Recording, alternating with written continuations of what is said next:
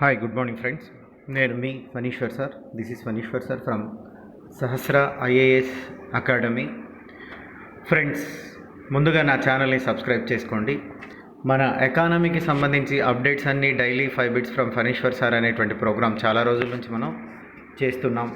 అందులో భాగంగానే నిన్న జరిగినటువంటి union Public Service commission exam ఏదైతే ఉందో, యూపీఎస్సీ సివిల్ సర్వీసెస్ ప్రిలిమినరీ ఎగ్జామ్కి సంబంధించినటువంటి ఎకానమీ క్వశ్చన్ పేపర్ని డైలీ మీకు 5 బిట్లుగా అందియడం అనేటువంటిది జరుగుతుంది. సో నేను బి సిరీస్ క్వశ్చన్ పేపర్ తీసుకొని క్వశ్చన్ పేపర్కి ఆన్సర్ చేస్తున్నాను. వాటిని ఆన్సర్ కాదు ఎక్స్ప్లెనేషన్తో మీకు ఇవ్వాలనేటువంటి ఉద్దేశంతో నేను ఇస్తున్నాను. డియర్ ఫ్రెండ్స్, మన ఛానల్లో సహస్ర ఎకానమీ యాప్ మీరు డౌన్లోడ్ చేసుకుంటే మన ఛానల్లో అన్ని కోర్సులు ఉంటాయి ఎకానమీకి సంబంధించింది. పర్టికులర్గా next month 15th after test series అనేటువంటిది జరుగుతుంది. ఈ టెస్ట్ సిరీస్ కూడా కొద్ది రోజులు ఉచితంగానే టెస్ట్ సిరీస్ అనేటువంటి దాన్ని మనం కండక్ట్ చేయడం అనేటువంటిది జరుగుతుంది. ఆ తర్వాత నోటిఫికేషన్ వచ్చిన తర్వాత దానికి కొంత నామినల్ ప్రైజ్ అనేటువంటి దాన్ని కలెక్ట్ చేయడం జరుగుతుంది. నా నోటిఫికేషన్ వరకు ఫ్రీగానే ఇస్తాం. మరి చాలా సంవత్సరాల నుంచి నా మీద విశ్వాసంతో నా ఛానల్ని సబ్స్క్రైబ్ చేసుకున్న మిత్రులందరికీ కృతజ్ఞతలు. కొన్ని అనివార్య కారణాల వల్ల రెగ్యులర్గా వీడియోస్ చేయలేదు. పర్వాలేదు, ఇప్పటి నుండి మీకు నేను రెగ్యులర్గానే వీడియోస్ చేస్తున్నా. మరి ఈరోజు మన సహస్ర ఐఏఎస్ అకాడమీ ద్వారా Union Public Service Commission Civil సర్వీసెస్కు సంబంధించినటువంటి ఎకానమీ పేపర్ విత్ ఎక్స్ప్లెనేషన్తో మనం ఇవ్వడం అనేటువంటిది జరుగుతుంది. మరి మనం దీన్ని ఇవ్వడానికి చూసినప్పుడు పర్టికులర్గా దీన్ని చూస్తే గోల్డ్ ట్రాచ్ లేదా reserve tranche refers to. Here question is gold tranche refers to అన్నారు, within the brackets reserve tranche అన్నారు. అంటే దీన్ని తెలుగులో మనం ఏంటంటే గోల్డ్ ట్రాచ్ అనేటువంటిది ఏంటి, అది దేని గురించి తెలియజేస్తుంది అన్నటువంటి దాన్ని చూస్తాం. 4 ఆప్షన్స్ ఇచ్చారు. 4 ఆప్షన్స్ ఇచ్చేసి ఈ 4 ఆప్షన్స్లో రైట్ ఏది రాంగ్ ఏది గుర్తించండి అన్నారు. 4 ఆప్షన్స్ చూసినట్లయితే option number 1 a loan system of the World Bank అన్నారు. The loan system of the World Bank, ప్రపంచ బ్యాంక్ యొక్క రుణ వ్యవస్థ అంటున్నారు. Option B one of the operations of the central bank అంటున్నారు. అంటే సెంట్రల్ బ్యాంక్ కార్యకలాపాలలో ఒకానొకటి అంటున్నారు. Option C is a credit system of granted by WTO to its members అంటున్నారు. అంటే దాని తెలుగులో ట్రాన్స్లేషన్ ఏంటంటే WTO దాని సభ్యులకు మంజూరు చేసినటువంటి క్రెడిట్ వ్యవస్థ అంటున్నారు. 4th ఆప్షన్ ఏంటంటే a credit system of granted by IMF to its members అంటున్నారు. Credit system granted by IMF to its members అంటున్నారు. IMF దాని సభ్య దేశాలు మంజూరు చేసినటువంటి క్రెడిట్ వ్యవస్థగా దీన్ని చెప్తున్నారు. దీనికి రైట్ ఆన్సర్ వచ్చేసి డి అండి. Answer is D.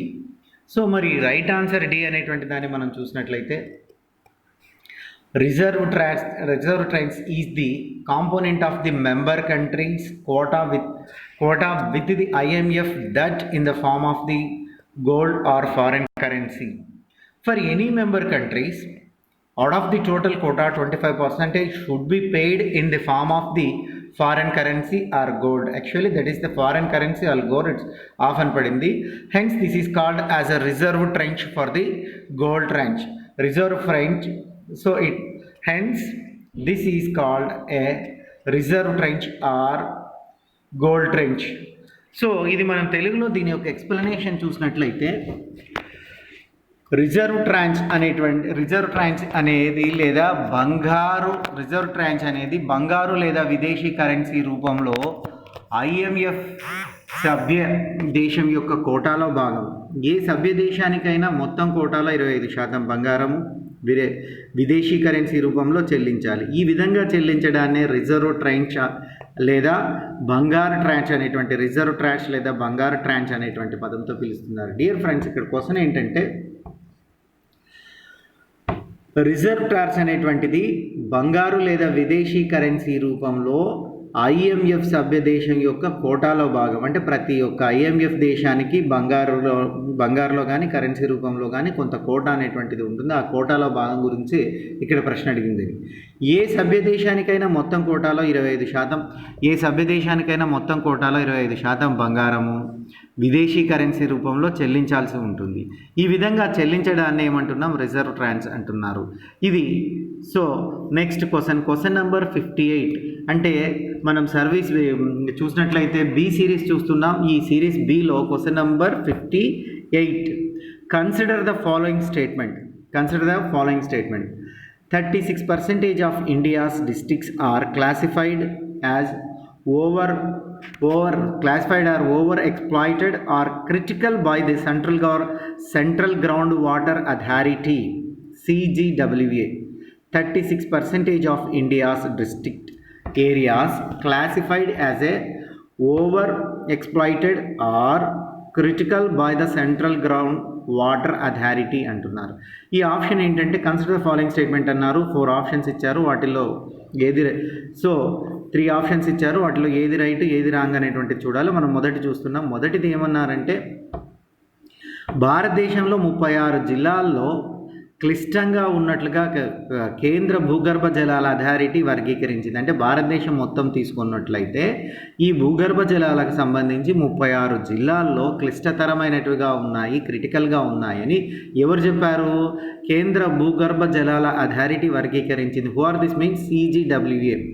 CGWA is classified 36 districts as a critical or overlapping of the ground level waters అంటున్నారు. ఇక రెండవ దాన్ని చూసినట్లయితే option 2, CGWA was formed under the environment protection act.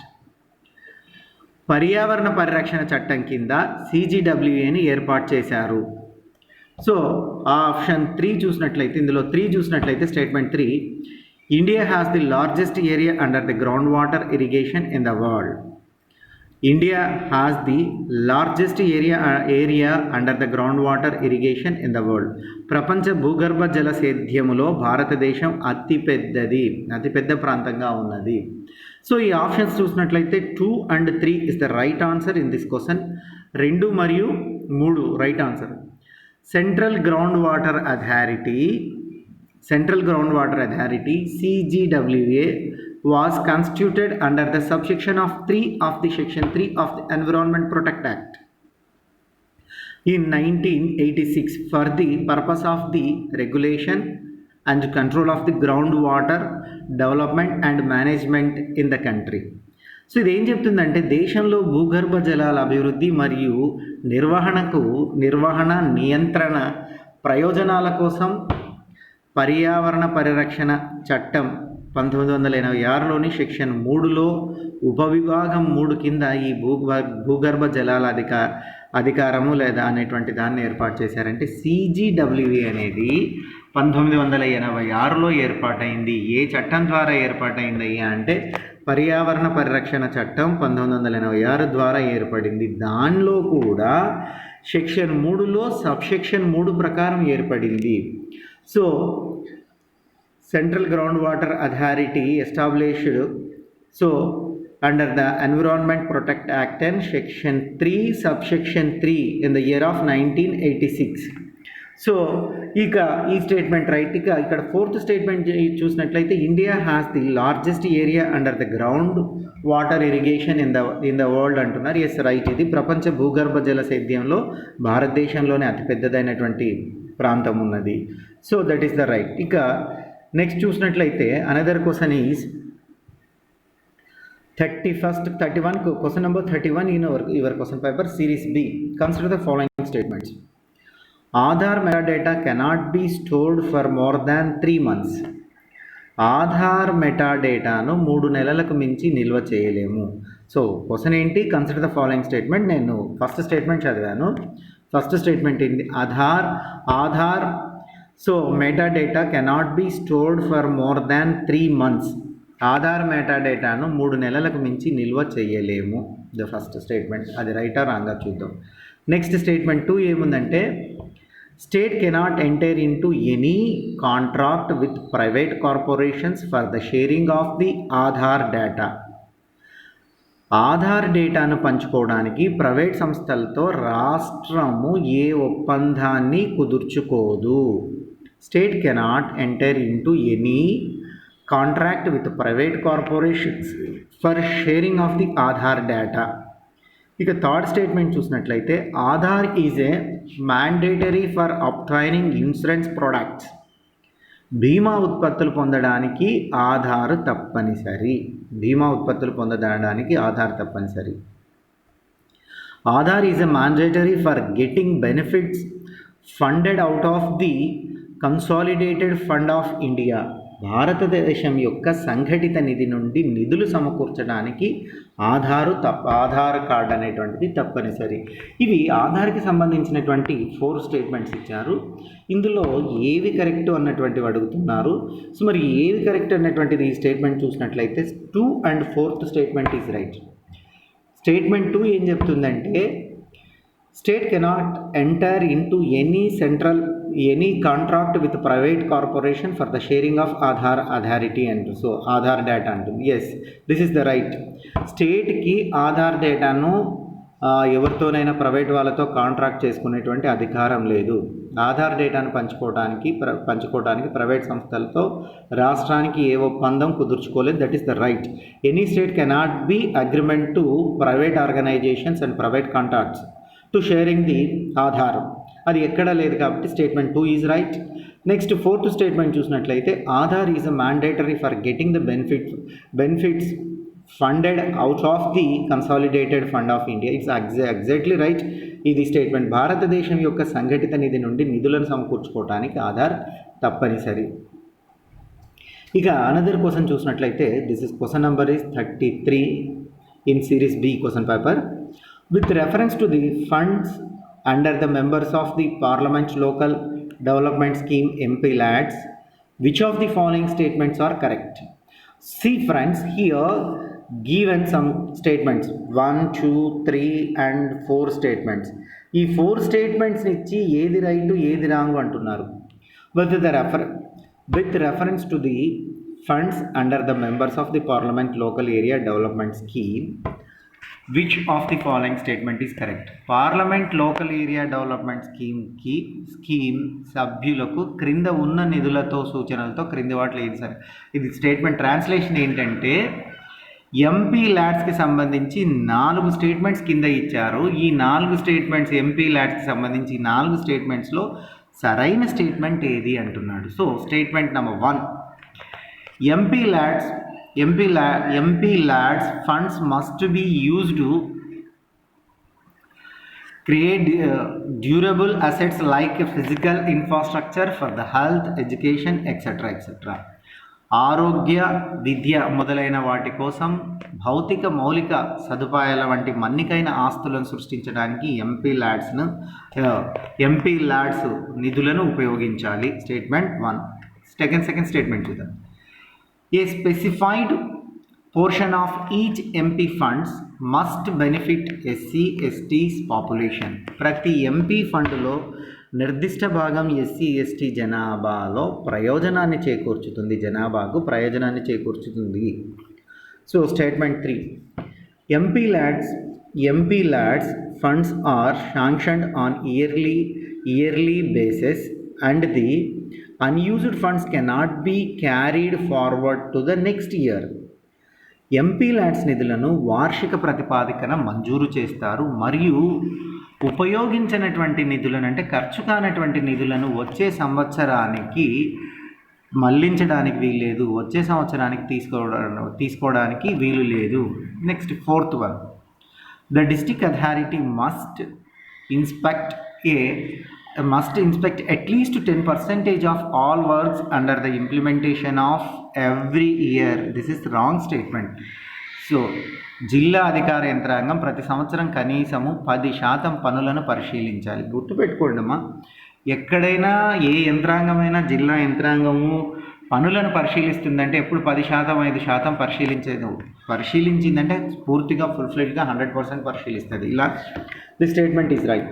Wrong చూద్దాం. Right answer is 1 and 2 only. So ఒకసారి మళ్ళీ 1 and 2 చూద్దాం. 1 and 2లో ఏముందంటే used MP funds must be used create durable assets like physical infrastructure for health education. ఇక్కడ ఏమంటున్నాడంటే ఈ MP నిధులతో మన్నికైనటువంటి వస్తువులను అంటే మన్నికైనటువంటి భౌతిక సదుపాయాలకు సంబంధించినటువంటి ఇన్ఫ్రాస్ట్రక్చర్ ఏదైతే ఉందో దాన్ని తీసుకురావాలా, మౌలిక వసతులను తీసుకురావాలని అనుకుంటున్నారు. అందులో ప్రత్యేకంగా physical infrastructure, health and education అన్నారు. ప్రత్యేకంగా చూసినట్లయితే భౌతిక మౌలిక వసతులు, ఆరోగ్యము, విద్య అనేది ఇది రైట్ స్టేట్మెంట్.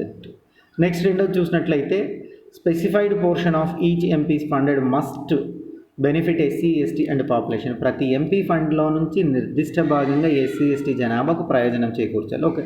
Okay right. ఒక్కసారి ఎక్స్ప్లెనేషన్ చూద్దాం. The Members of Parliament Local Area Development Scheme (MP-LADS) is going on the Central Sector Scheme which was launched in 1993-94 year. So ఇప్పటికి కూడా అమల్లో ఉంది. దీన్ని ఎప్పుడు తీసుకొచ్చారంటే 1993-94 సంవత్సరంలో తీసుకొని వచ్చారు. MP-LADS పథకాన్ని 93-94లో ప్రారంభమైనటువంటి కేంద్ర ప్రభుత్వ పథకం. ఇది ఇప్పటికి కూడా కొనసాగుతుంది. ద ఫీచర్స్ ఆఫ్ MP-LADS చూసినట్లయితే the LADS is planned scheme fully funded by the Government of India. The annual MP-LADS funded entitlement per MP constituency is 5 crores. అంటే MP-LADS అనేది ప్రభుత్వ పథకం. ఇందులో భాగంగా ప్రతి సంవత్సరము ఎంపీ నియోజకవర్గ అభివృద్ధి కొరకు 5 కోట్లు ఇస్తారు. నెక్స్ట్ చూసినట్లయితే MPs are to recommended every year work costing at at least 15% of MP-LADS entitlement for the year for area inhabited by the scheduled caste population and 7.5% for the inhabited for the ST population. So like here scheduled caste population and ST population అంటున్నారు. So దీని meaning ఏంటి? So ఇది మనకు ఆప్షన్లో ఇచ్చినటువంటి రెండవటువంటి statement. So in order to encourage trust and societies for the betterment of the tribal people, a ceiling for the 75 lakhs is stipulated for the building assets by the trust and society subjected to the conditions prescribed in the scheme of the guidelines. గిరిజనుల శ్రేయస్ కొరకు, వారి యొక్క నమ్మకం కొరకు, వారి యొక్క సమాజాల అభివృద్ధిని ప్రోత్సహించడం కొరకు ఈ పథకం సూచించబడుతుంది. ఈ పథకంలో షరతులకు లోబడి వాటికి 75 లక్షల వరకు సెల్లింగ్ అనేటువంటిది ఉంటుంది. సో దిస్ 3 steps ఇవి మనకు సంబంధించినటువంటి right. So thank you friends. Remaining questions నేను మళ్ళీ మీకు చేస్తాను. Your Phaneeshwar sir. Thank you. Please subscribe my channel Sahasra IAS Academy. Then please download Sahasra Academy app. Thank you.